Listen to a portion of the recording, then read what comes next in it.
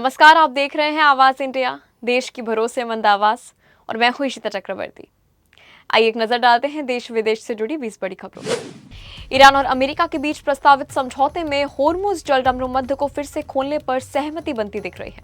इस समझौते के तहत ईरान को $300 अरब के पुनर्निर्माण और निवेश पैकेज का लाभ भी मिल सकता है। साथ ही तेल निर्यात पर लगी पाबंदियों में राहत और जमे हुए फंड्स तक पहुंच भी मिल सकती है।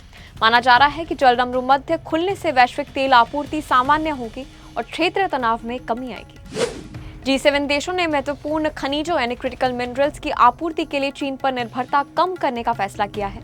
इसके तहत दुर्लभ खनिजों की सप्लाई चेन मजबूत करने, भंडारण बढ़ाने और नए वैकल्पिक स्रोत विकसित करने पर जोर दिया जाएगा। G7 का लक्ष्य 2030 तक किसी एक देश पर निर्भरता को 60% से नीचे लाना है। केंद्रीय मंत्री जितेंद्र सिंह ने स्पष्ट किया है कि केंद्र सरकार ने लैटरल एंट्री की प्रक्रिया पर कोई प्रतिबंध नहीं लगाया है।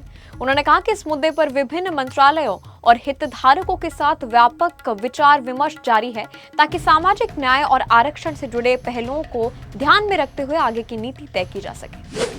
उत्तर प्रदेश के मंत्री ओम प्रकाश राजभर ने दावा किया है कि समाजवादी पार्टी में बड़ी टूट हो सकती है और कई नेता पार्टी छोड़ सकते हैं। वहीं बलिया के नेता सपा सांसद सनातन पांडे ने इन अटकलों को खारिज करते हुए कहा है कि पार्टी पूरी तरह एकजुट है। दूसरी ओर सपा प्रमुख अखिलेश यादव ने भी राजभर के दावों को भाजपा की रणनीति बताते हुए पलटवार किया है।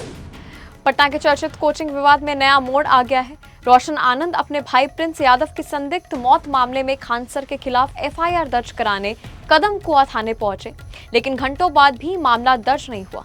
रोशन आनंद ने आरोप लगाया है कि उनके भाई की मौत एक साजिश का हिस्सा है और मामले की निष्पक्ष जांच होनी चाहिए। राज्यसभा चुनाव 2026 में कई राज्यों के उम्मीदवार निर्विरोध निर्वाचित हो गए हैं।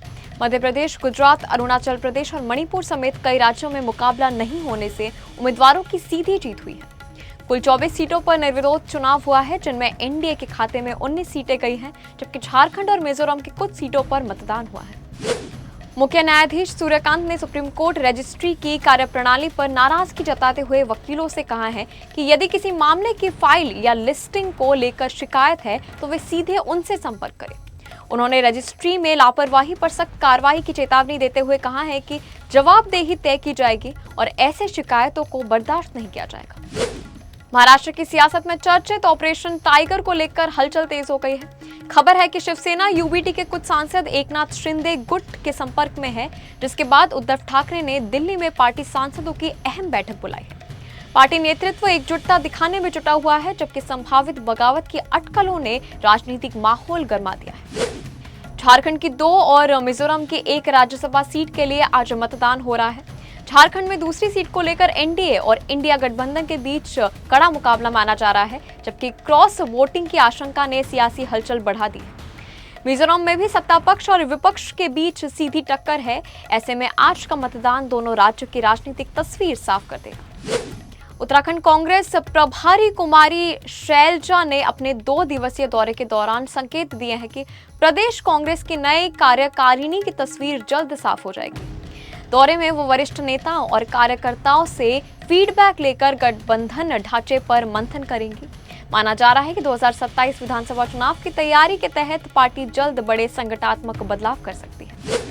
उत्तर प्रदेश सरकार में मंत्री ओम प्रकाश राजभर ने दावा किया है कि समाजवादी पार्टी में जल्द बड़ी टूट हो सकती है। उन्होंने कहा कि यदि सपा में बागी जुट बनता है तो उसका नेतृत्व वरिष्ठ नेता राम गोपाल यादव कर सकते हैं। हालांकि सपा ने इन दावों को पूरी तरह खारिज करते हुए कहा है कि पार्टी एकजुट है और भाजपा विपक्षी दलों को तोड़ने की राजनीति कर रही है। केंद्रीय मंत्री रामदास अठावले ने दावा किया है कि मोदी सरकार महिलाओं को आरक्षण का लाभ दिलाने के लिए परिसीमन यानी डिलिमिटेशन से जुड़ा नया विधेयक लाने जा रही है। उन्होंने कहा कि लोकसभा और विधानसभा सीटों के पुनर्निर्धारण के बाद महिला आरक्षण को प्रभावी ढंग से लागू किया जा सकेगा। अठावले ने विपक्ष से इस मुद्दे पर राजनीति न करने और महिलाओं को उनका अधिकार देने के लिए सहयोग करने की अपील की है। देश में मानसून की रफ्तार फिलहाल धीमी पड़ गई है, लेकिन एक नए वेस्टर्न डिस्टर्बेंस के सक्रिय होने से मौसम फिर बदलने वाला है।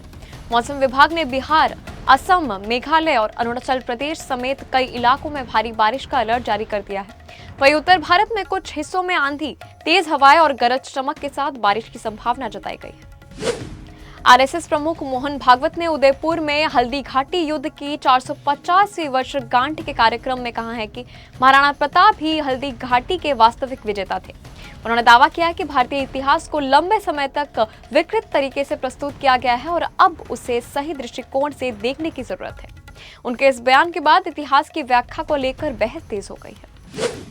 ओडिशा में कक्षा 1 से 8 तक की गई पाठ्यपुस्तकों को 1678 से अधिक त्रुटियां मिलने के बाद विवाद खड़ा हो गया है। सबसे ज्यादा चर्चित उस गलती की हो रही है जिसमें वैज्ञानिक यानी आइजैक न्यूटन को महान पायलट बताया गया है। मामले को गंभीरता से लेते हुए मुख्यमंत्री मोहन चरण मांझी ने जांच के आदेश दिए हैं और जिम्मेदार अधिकारियों पर कार्रवाई के संकेत दिए हैं। उत्तराखंड सरकार ने नीट यूजी 2026 पुनर्परीक्षा में शामिल होने वाले अभ्यर्थियों के लिए रोडवेज बसों में मुफ्त यात्रा की सुविधा देने का फैसला किया है। अभ्यर्थी 19 से 23 जून तक साधारण श्रेणी की उत्तराखंड परिवहन निगम की बसों में वैध एडमिट कार्ड दिखाकर निःशुल्क यात्रा कर सकेंगे। सरकार का कहना है कि इससे छात्रों को परीक्षा केंद्र तक पहुंचने में सुविधा मिलेगी। अफगानिस्तान पर 170 रन की बड़ी जीत और सीरीज में 2-0 की अजय बढ़त के बावजूद कप्तान शुभमन गिल पूरी तरह संतुष्ट नजर नहीं आ रहे। मैच के बाद उन्होंने कहा कि टीम ने शानदार बल्लेबाजी की, लेकिन गेंदबाजी और फील्डिंग में अभी भी सुधार की गुंजाइश है। गिल ने कहा कि टीम हर मैच में बेहतर प्रदर्शन करने और छोटी छोटी गलतियों को दूर करने पर फोकस कर रही है। महिला टी20 वर्ल्ड कप 2026 में भारत ने नीदरलैंड्स को हराकर शानदार जीत दर्ज की है। स्मृति मंदना और शेफाली वर्मा ने अर्धशतकीय पारियां खेली, जबकि गेंदबाज श्रीचरणी ने 4 विकेट लेकर मैच का रुख ही भारत के पक्ष में मोड़ दिया। ऑलराउंड प्रदर्शन के दम पर भारतीय टीम ने टूर्नामेंट में अपनी दावेदारी और मजबूत कर ली। कॉमेडियन समय राणा के show India's got talent season 2 की घोषणा के बाद रैपर बादशाह ने मजाकिया अंदाज में चुटकी ली है। बादशाह ने पोस्ट पर कमेंट करते हुए कहा, एक अच्छा एडिटर रख लो, जिसके बाद सोशल मीडिया पर फैंस की मजेदार प्रतिक्रियाओं की बाढ़ आ गई है। शो के दूसरे सीजन को लेकर दर्शकों में जबरदस्त उत्साह देखने को मिल रहा है। हॉलीवुड के मशहूर निर्देशक क्रिस्टोफर नोलन जुलाई में अपनी आगामी फिल्म द ओडेसी के प्रीमियर के लिए मुंबई पहुंचेंगे।